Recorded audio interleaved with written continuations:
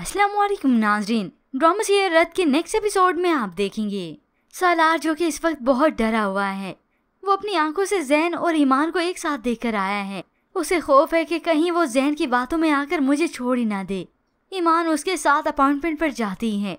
तभी सालार उसे सवाल करता है, तुम जैन के लिए परेशान हो? तो ईमान नजरें चुराते हुए उसे कहती है, बानो आपा ने फोन किया था इसीलिए पूछ रही थी। तो सालार फौरन से अपने दिल की बात कह ही देता है, और तुम्हें लगा कि मैंने जैन को मार दिया है? ईमान नजर चुराते हुए कहती है, नहीं ऐसा कुछ नहीं है, मगर दिल ही दिल में डर तो रही थी। तो सालार भी कह देता है, सच बोलने वाले ईमान नजरें नहीं चुराते। ये सुनकर ईमान भी हक्की बक्की रह गई, क्योंकि सालार उसे जान चुका है। उसकी नजरों को, उसके लहजे को सुनकर समझ आता है कि इसके दिल में क्या चल रहा है। फिर ऐसे सालार और ईमान घर वापस पहुंचे तो कुछ ही देर गुजरी थी कि पुलिस वहां पे आ जाती है जैन का पता करने के लिए। सालार से मुलाकात होती है उस पुलिस ऑफिसर की। तो सालार का सौतेला भाई बताता है, राहत का कजन कल से लापता है, वो मिल नहीं रहा। अब किसी को क्या मालूम कि जैन तो सोग मना रहा है। इस जमील से मुलाकात करने के बाद वो बीच पर चला जाता है, घर भी वापस नहीं जाता और अपना फोन भी बंद कर देता है। फिर यूं ही दिन से रात हो जाती है। सालार ने इधर पुलिस को सफाई तो पेश कर दी, मगर माथे पर लगी हुई चोट का कोई कैसे यकीन करे कि किसी और वजह से लगी। यूं ही दिन से रात हो जाती है।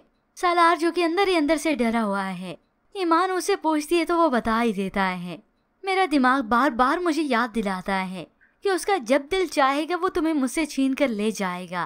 तो ऐसे में ईमान उसे तसल्ली देती है, जैन ऐसा कुछ नहीं होने वाला, तुम क्यों डरते हो? वो सालार के दोनों हाथ थामती है, उसे तसल्ली दिलाती, यकीन दिलाती है हमेशा उसके साथ होने का। यूं सालार ने तसल्ली कर ही ली। अब वहाँ पर जैन जो कि घर वापस तो आ जाता है, मगर अब की बार उसके दिमाग में कुछ और ही चल रहा है। जमील की बातों पर यकीन करता है, कान तो धर ही लिए हैं। और यहाँ पर सालार का सगा वालिद उसका दुश्मन बना बैठा है।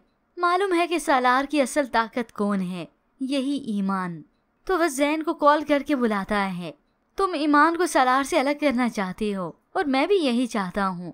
यह सुनकर जैन को तो खुशी होती है कि जैन का अपना सगा वालिद ही नहीं चाहता उसकी खुशियों को।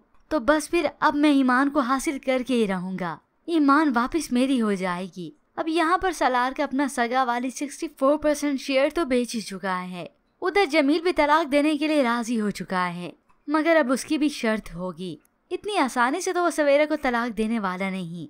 यूं सालार जो कि इसी सोच की वजह से काफी कमजोर पड़ गया था, मगर अगले ही दिन वो इसी पुख्ता इरादे से फिर से ऑफिस जाता है। एक फतह हासिल करने का अज़म है, मगर ऐसे में अपने सगे वालिद के करतूत मालूम नहीं कि क्या हो रहा है। और अब तो वैसे भी सगा वालिद मिल चुका है जैन के साथ, और उधर से जमील। अब ऐसे में अगर जैन हासिल कर भी ले ईमान को तो वो उसे पालेगा तो ये इसकी भूल ही है, क्योंकि ईमान तो सिर्फ और सिर्फ अब सालार की ही है।